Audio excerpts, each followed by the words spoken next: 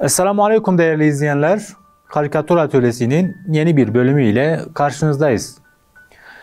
Bugünkü çizim konumuz dünyanın 2021'den 2022'ye geçiş sürecini ele alacağız. Bu geçiş sürecinde İslam coğrafyasının ve Batı'nın içinde bulunduğu durumu ele alacağız. Bakalım bunu çizgilerimize nasıl yansıtmışız?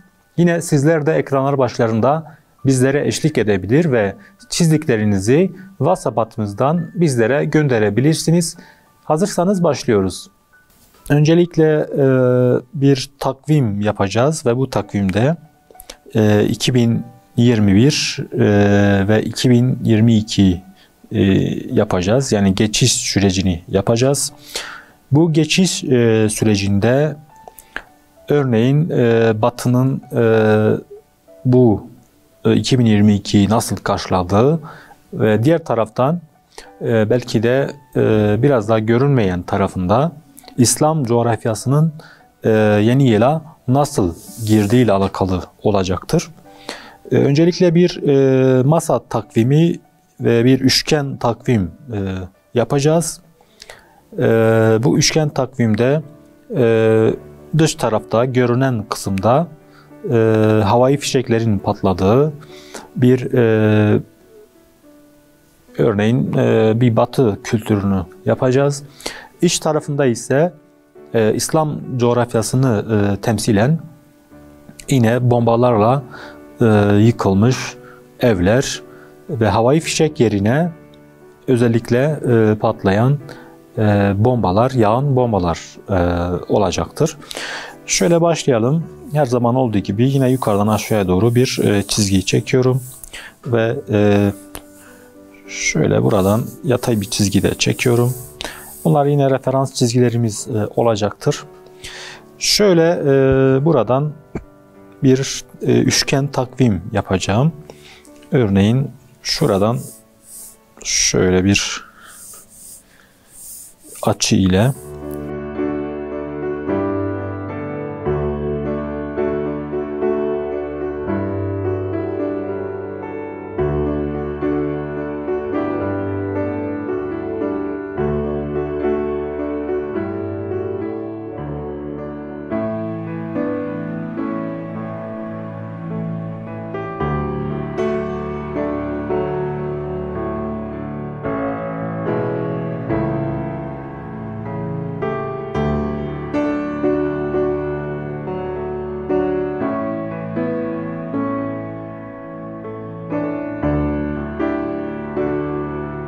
şöyle bir üçgen takvim yaptım. Daha sonra şöyle şu kısımda İslam coğrafyasını yapacağız. Şu kısımda ise daha çok havai fişek ile yeni yılı kutlayan ve yeni yılı karşılayan bir kesim, bir coğrafya olacaktır. Örneğin şuraya yani yeni gelen yıl 2022. Şuraya da örneğin ters tabi görüyoruz. 2021 yazacağız. Şurada bizim daha çok Batı coğrafyasını temsilen bir yerleşim, bir coğrafya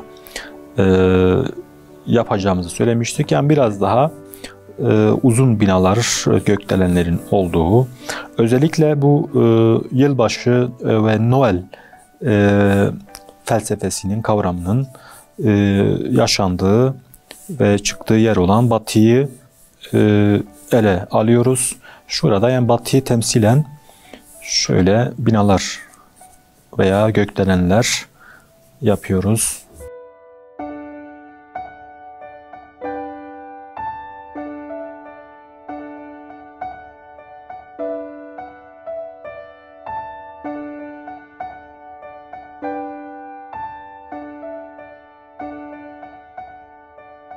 Şurada patlayan havai fişekler olacaktır. Şurada ise İslam coğrafyasını yapacağız. Örneğin bir İslam beldesini andıran, özellikle Orta Doğu'daki bazı ülkeleri temsilen biraz daha Şöyle o kültüre özgü evler yapıyoruz.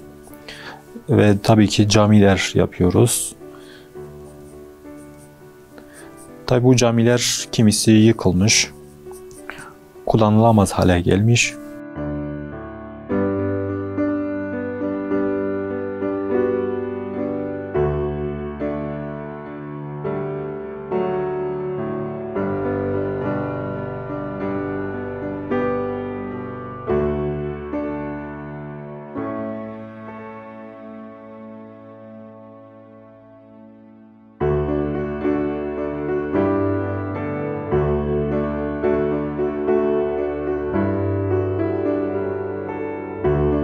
Tabii ki akan kan, yani İslam coğrafyasının kan ağladığını da göstermiş oluyoruz.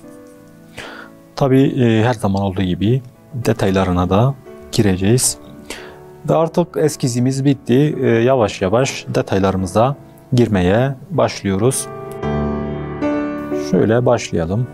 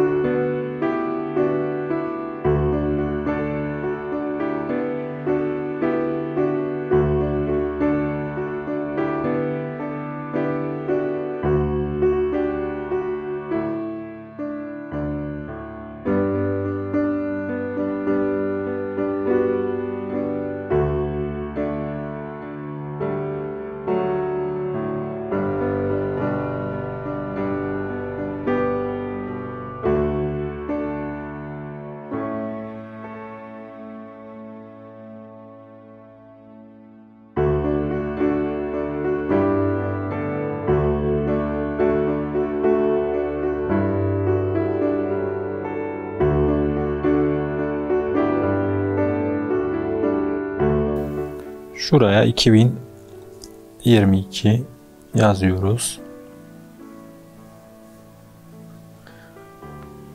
Şuraya da 2021.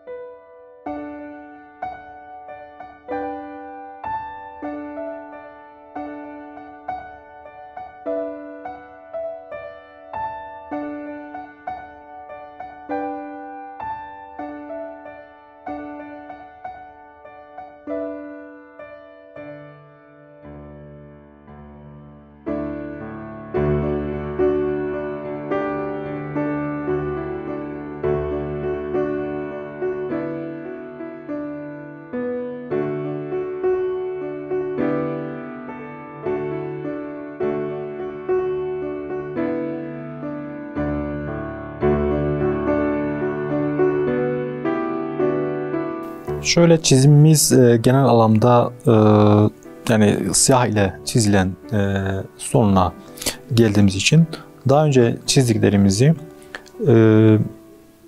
silebiliriz. Örneğin şunları silelim. Daha sonra havai fişek için belki renkli bir kalem kullanırız. Renkli bir boya kullanırız. O yüzden fazlalıkları şöyle siliyorum.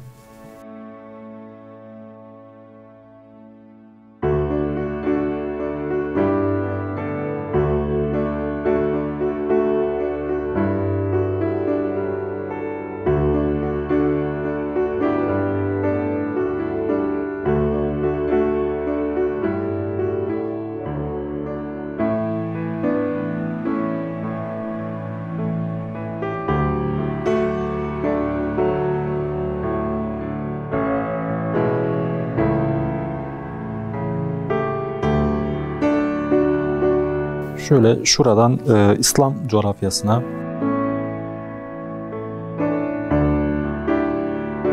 temsilen şöyle yan bomba yapalım.